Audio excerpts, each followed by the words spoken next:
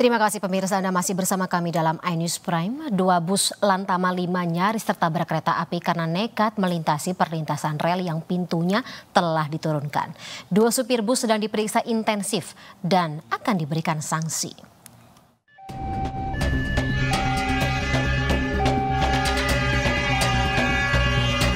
Inilah detik-detik di mana 2 bus Lantama 5 Surabaya nyaris tertabrak kereta api. 2 bus ini nekat melintasi palang pintu rel kereta api yang sudah diturunkan di perlintasan jalur kereta api di Jalan Kolonel Sugiono, Kota Malang, Jawa Timur. Kepala Dinas Penerangan Lantama 5 Surabaya membenarkan bahwa bus tersebut merupakan bus dari Lantama 5 yang sedang menjemput 40 siswa dari Lanudal Juanda menuju Lembaga Penyedia Tenaga Angkutan Laut Kota Malang. Kejadian tersebut akan menjadi bahan evaluasi bagi kami, khususnya terkait dengan pembinaan prajurit Lantama 5. Kami akan mengingatkan prajurit, khususnya yang bertugas di luar. Sementara kedua sopir bus Angkatan Laut tersebut saat ini masih menjalani pemeriksaan secara intensif di ruang Polisi Militer Angkatan Laut POM AL dan akan dikenakan sanksi sesuai undang-undang yang berlaku. Perlu diketahui Undang-Undang Nomor 23 tentang Perkeretaapian, di mana seluruh kendaraan wajib mendahulukan perjalanan kereta api untuk utamakan keselamatan. Dari Surabaya, Sony Hermawan, iNews melaporkan. Sementara itu pemirsa, Polda Metro Jaya menyampaikan perkembangan hasil penyelidikan kasus penembakan di kantor Majelis Ulama Indonesia Pusat yang terjadi pada 2 Mei lalu. Diketahui pelaku pernah mengumpulkan warga di Lampung untuk mendapat pengakuan sebagai wakil Nabi.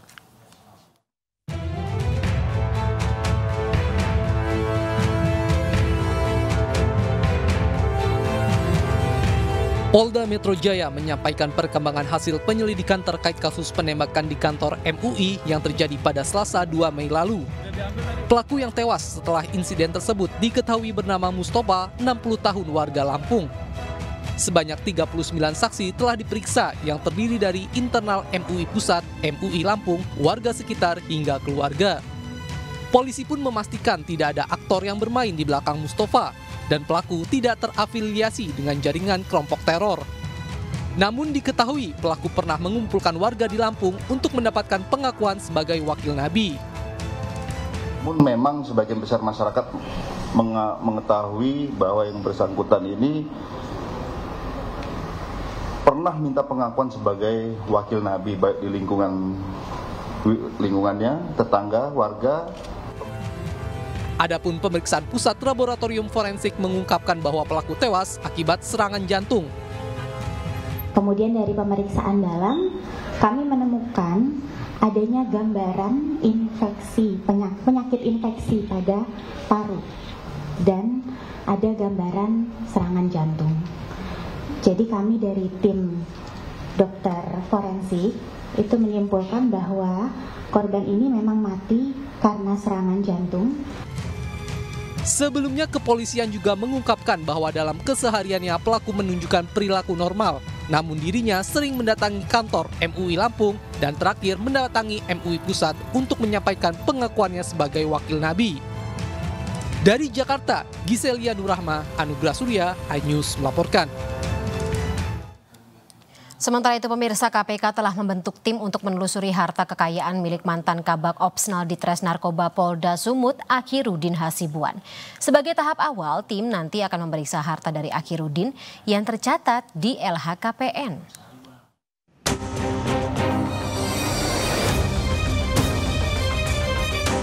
Dalam menunjukkan keseriusannya, KPK membentuk tim untuk menelusuri harta kekayaan milik mantan Kabak Opsnal Ditres Narkoba Polda Sumut, Akhirudin Hasibuan. Tim tersebut nantinya akan memeriksa harta Akhirudin yang tercatat di LHKPN hingga mendatangi lokasi kepemilikan asetnya. Selain itu, surat-surat barang yang dimiliki juga akan divalidasi dengan menginformasinya ke kementerian atau lembaga terkait. Proses klarifikasi ini dilakukan karena diduga kuat adanya ketidakwajaran LHKPN yang dilaporkan Akhirudin. Pasalnya Akhirudin kerap memamerkan kekayaannya di media sosial seperti saat menggunakan Harley Davidson. Padahal dalam laporan LHKPN, Akhirudin Hasibuan hanya memiliki harta kekayaan sebesar Rp467.548.644 yang dilaporkan terakhir kali pada tahun 2021. Harta itu terdiri dari tanah seluas 566 meter persegi senilai Rp46.330.000, mobil seharga Rp370 juta, dan harta bergerak lainnya senilai Rp51.218.644. Sebelumnya, PPATK telah memblokir rekening milik Ahirudin dan juga anaknya Aditya Hasibuan.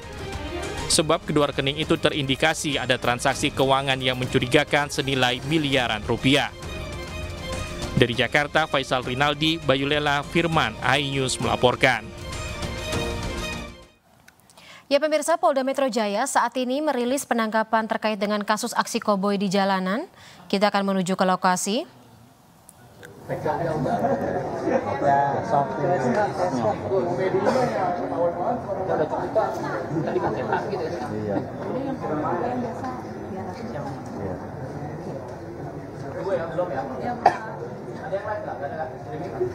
Belum Pak, belum. Abdi ini Pak, Abdi. Lihat. Apa? Coba dibaca sama siapa yang... Apa? Oh, fotoin. Daniel. Nah, itu dia nanti. Kalian letakin handphone situ.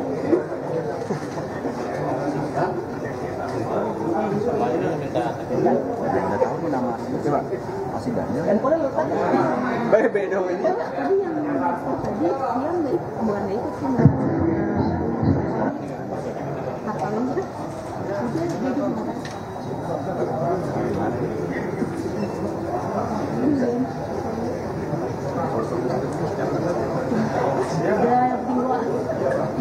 Malah jadi kaget. tadi. Mau hawa kan? Ya, ada hawa udah. Hijau, banyak. Udah kasar berapa kan? Baik, pemirsa, saat ini Anda sedang menunggu keterangan resmi dari Kabid Humas Polda Metro Jaya, Kombes Pol Trunoyudo Wisnu Andiko, yang akan menyampaikan terkait dengan perkembangan terkini dari penyelidikan kasus dari aksi koboi jalanan, di mana sebelumnya pelaku penodongan terhadap pengemudi taksi online di jalan tol dalam kota Tomang kilometer 1200 akhirnya ditangkap pada sore hari ini. Dan petugas kepolisian dari Polda Metro Jaya serta Polres Jakarta Barat sebelumnya berhasil menangkap pelaku penodongan terhadap supir taksi online di apartemen kawasan Gading Serpong, Kelapa II, Kabupaten Tangerang, Banten. Polisi mengungkap Nopol Dinas Polri 10011 VII di mobil pengendara koboi di Tol Tomang terregister untuk kendaraan dinas Polda Metro Jaya, dan polisi memastikan anggota pemilik sebenarnya dari kendaraan tersebut dan pelaku tidak saling mengenal. Selain menangkap pelaku, polisi juga menyita plat nomor kendaraan polisi yang setelah diperiksa oleh penyidik ini juga merupakan plat nomor palsu. Serta pistol yang digunakan oleh pelaku untuk mengancam korban turut disita polisi. Polisi saat ini sudah membawa pelaku ke Polda Metro Jaya dan menjalani serangkaian pemeriksaan, dan tampaknya hasil dari pemeriksaan sementara ini akan disampaikan kepada awak media terkait dengan apa motif dan siapa pelaku ini, serta bagaimana atau pasal-pasal apa saja yang mungkin dikenakan kepada dirinya apabila terbukti memang melakukan pelanggaran pidana.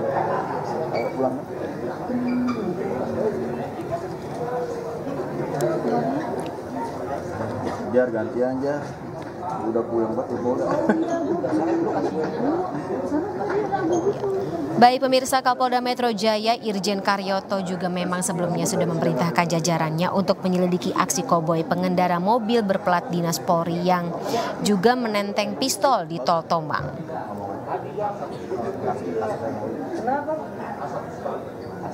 Jenderal Bintang 2 tersebut juga menambahkan pihaknya akan berjanji menegakkan hukum seadil-adilnya terhadap sang pelaku jika memang atau ketika alat bukti cukup bisa ditetapkan sebagai tersangka.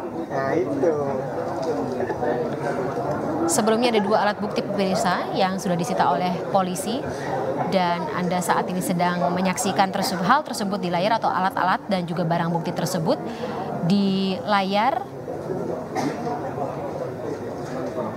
seperti plat nomor palsu yang disita oleh kepolisian sebelumnya. Nah, ya pemirsa, Anda saat ini melihat itu plat nomor palsu Nopol Dinas Polri 1001117 Romawi yang digunakan oleh pelaku pemirsa di kendaraannya.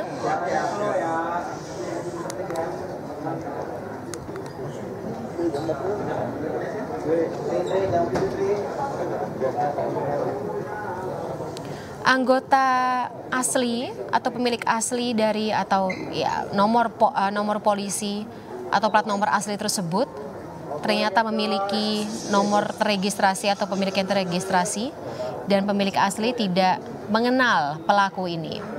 Baik pemirsa, Anda melihat pelaku aksi koboi jalanan yang di depan Anda dan sudah mengenakan baju tersangka. Kita akan dengarkan mungkin pasal pidana yang dikenakan kepada dirinya atau atas dirinya. Tidak hanya mungkin penggunaan atau aksi pidana koboi jalanan di lalu lintas yang tentunya melanggar keselamatan berkendara di lalu lintas, tapi juga penggunaan nomor polisi palsu atau plat nomor palsu, serta penggunaan senjata berjenis pistol yang mungkin juga akan dijelaskan oleh pihak Polda Metro Jaya. Serta tentunya identitas dari sang pelaku.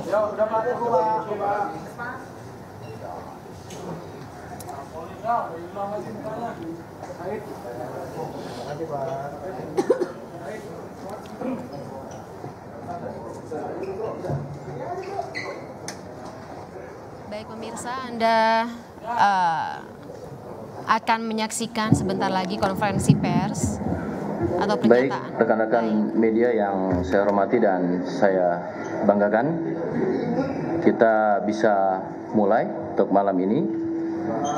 Bismillahirrahmanirrahim. Assalamualaikum warahmatullahi wabarakatuh. Selamat malam, salam sejahtera bagi kita sekalian. Shalom, Om Swastiastu, Namo Buddhaya, salam kebajikan. Rekan-rekan media, sebagaimana Polda Metro Jaya selalu memberikan informasi yang tentunya juga turut menghimbau kepada kita sekalian, ya, juga kepada masyarakat dalam hal melihat suatu peristiwa ataupun kejadian harus dilihat secara utuh, mendasari pada apa yang menjadi fakta-fakta kebenaran itu sendiri, ya. Maka Polda Metro Jaya komitmen, sekali lagi konsisten terhadap upaya-upaya, langkah-langkah dalam setiap pengungkapan suatu peristiwa ataupun kejadian dengan menggunakan prosedur teknis yang dipadukan dengan saintifik. Sehingga harapannya adalah hasilnya tentu bisa menjadi informasi kepada masyarakat yang secara kredibel, akurat, dan tentunya dapat dipertanggungjawabkan. Rekan-rekan, kembali kami sampaikan, mendasari sebelumnya adalah terkait dengan laporan polisi yang diterima oleh Polda Metro Jaya sekira hari Jumat dini hari pukul 1 dengan pelapor berinisial H, ya. Beliau merupakan korban yang tentunya menjadi perhatian kita bersama, menjadi perhatian publik ketika ini ada pemberitaan dari rekan-rekan termasuk di media sosial.